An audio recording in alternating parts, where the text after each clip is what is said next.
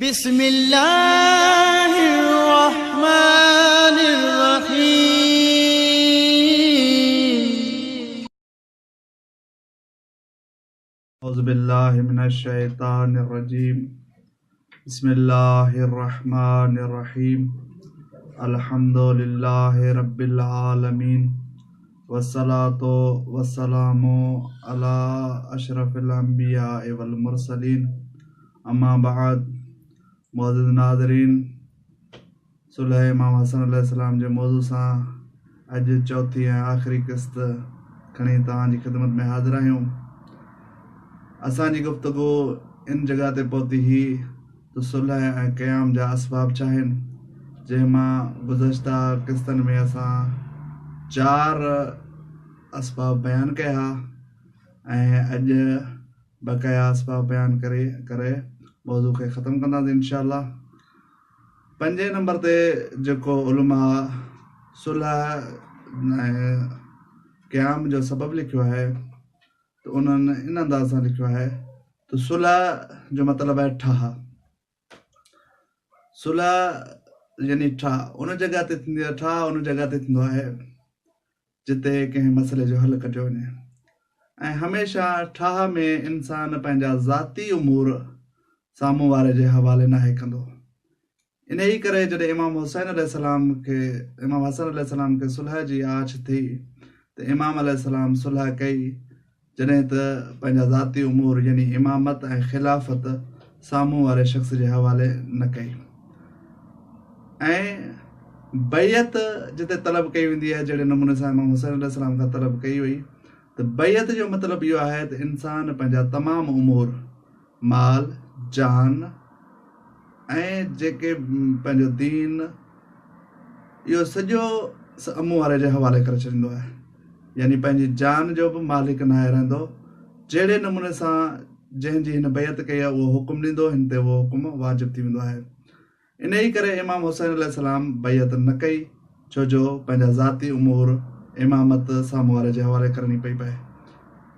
ऐं इमाम अलैहिस्सलाम क़याम कयो।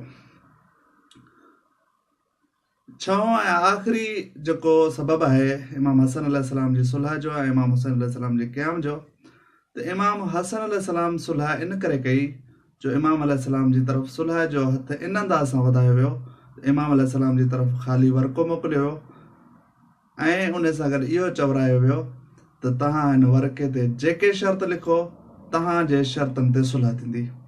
ऐं अहिड़े क़िस्म जी अगरि पेशकश थिए त दीन ऐं अक़ुल जी तक़ाज़ा इहा आहे त उते अहिड़े क़िस्म जी पेशकश खे क़बूल कजे।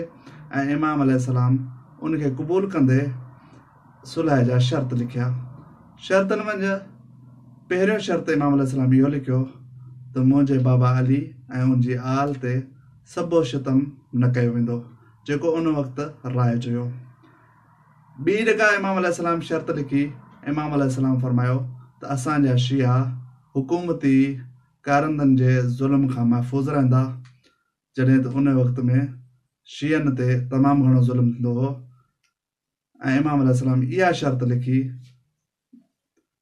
3 ऐं आख़िरी जेका शर्त इमाम अलैहिस्सलाम लिखी उहा इहा हुई त तूं पंहिंजी वफ़ात खां पोइ पंहिंजो जानशीन मुक़ररु न कंदे, इहा हुकूमत साहिब मनसब यानी साहिब ख़िलाफ़त, साहिब इमामत शख़्स जे हवाले कंदे, मुंहिंजे या मुंहिंजे वसी जे हवाले कंदे। इन्हनि शराइत ते इमाम हसन अलैहिस्सलाम सुलह कई ऐं इन जे नतीजे जो इमाम अलैहिस्सलाम 10 सालनि ताईं इंतज़ारु कयो। ऐं उन खां पोइ इमाम हुसैन अलैहिस्सलाम बि पंहिंजी ज़िंदगी जा 10 साल इंतज़ारु कयो। जॾहिं यज़ीद ख़लीफ़ो थी करे, जानशीन थी करे जॾहिं हुकूमत ते आयो त इन्हनि तमामु शर्तनि जी ख़िलाफ़ वर्ज़ी थी। जॾहिं तमामु शर्तनि जी ख़िलाफ़ वर्ज़ी थी त इमाम हुसैन अलैहिस्सलाम पंहिंजे पाण मथां क़याम खे वाजिब सम्झो ऐं क़याम करे इमाम अलैहिस्सलाम इहो बयानु कयो त असांजे तरफ़ां सुलह जी बनकड़ी नाहे थी, सुलह जी बनकड़ी साम्हूं वारनि जे तरफ़ां थी आहे। ऐं इहो ई सबबु हो जो इमाम अलैहिस्सलाम क़याम कयो। वस्सलामु अलैकुम वरहमतुल्लाहि वबरकातुहू।